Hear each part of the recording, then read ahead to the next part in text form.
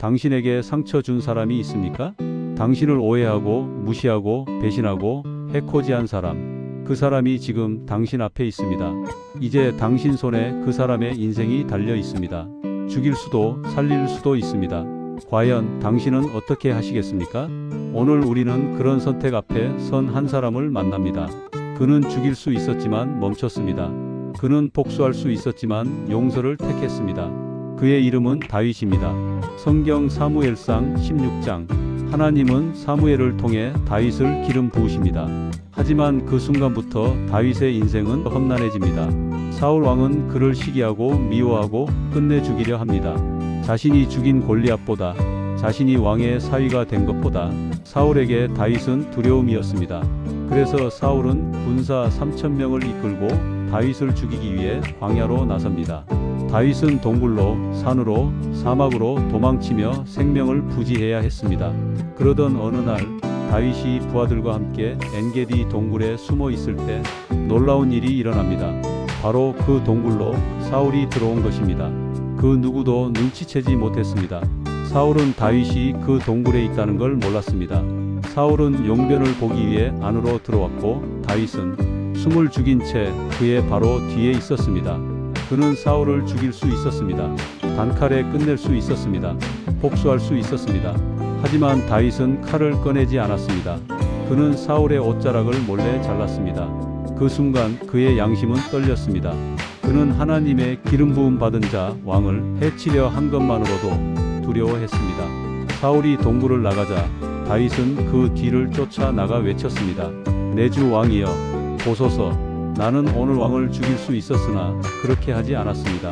나는 왕을 해치려 하지 않았습니다.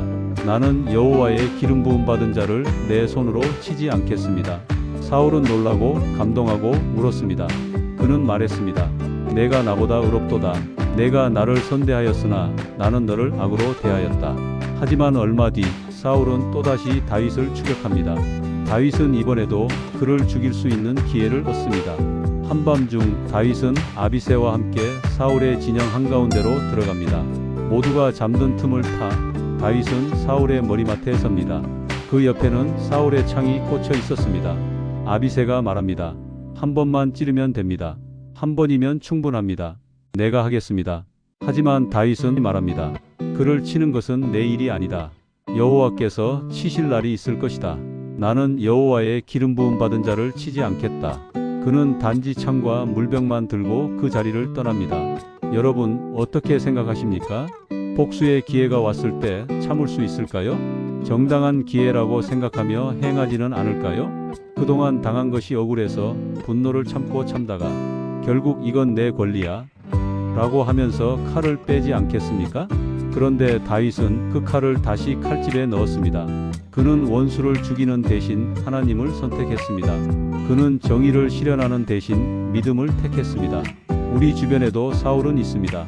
우리를 무시하는 상사, 험담하는 동료, 친절을 배신한 친구, 가족 간의 오해. 그들이 잘 되는 것을 보면 마음이 흔들립니다. 내가 이렇게 힘든데 왜 저 사람은 평안한가? 그런데 하나님은 말씀하십니다. 내가 갚으리라. 사랑하는 여러분, 우리가 복수할 기회를 놓친다고 해도 우리가 손해보는 것이 아닙니다. 오히려 그것은 하나님을 인정하는 순간입니다. 한 청년이 있었습니다.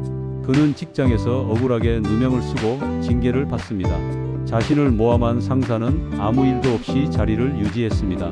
청년은 법적 대응을 고민했지만 결국 참기로 결심합니다. 그는 하나님께 맡기고 오히려 자신을 돌아보며 정직하게 일했습니다. 1년 뒤 그 상사는 부정행위로 해고됐고 청년은 부서의 리더로 승진했습니다. 용서를 선택한 결과는 인간의 눈으로 보면 손에 갔지만 하나님의 시간은 정확했고 하나님의 정의는 분명했습니다. 그리고 여러분, 이 다윗의 모습은 예수님을 닮아 있습니다. 예수님은 자신을 때리는 사람들, 조롱하는 사람들 앞에서 아무 말도 하지 않으셨습니다. 그분은 말없이 십자가를 지셨습니다. 그분은 이렇게 기도하셨습니다. 아버지, 저들을 용서하소서. 자기들이 하는 일을 알지 못함이니이다. 예수님은 원수를 향해 복수를 선택하지 않으셨습니다. 그분은 사랑을 택하셨습니다. 이제 질문은 우리에게 향합니다. 당신은 누구를 용서하지 못하고 있습니까? 혹시 마음속에서 여전히 사울을 붙잡고 있지는 않습니까? 하나님은 오늘 당신에게 묻고 계십니다. 너는 칼을 쥘 것이냐 놓을 것이냐 라고요. 다윗처럼 선택하십시오. 복수보다 하나님을, 정의보다 믿음을, 분노보다 순종을. 여러분, 오늘 당신의 마음에 떠오르는 한 사람이 있다면 그를 위해 기도해 보십시오. 그를 마음에서 놓아 보십시오. 그 선택이 바로 자유의 시작입니다. 우리는 복수로 자유로워지는 것이 아니라 용서로 자유로워집니다. 상처받은 누군가에게 이 영상을 공유해 주세요. 그 사람에게도 자유가 시작될 수 있습니다.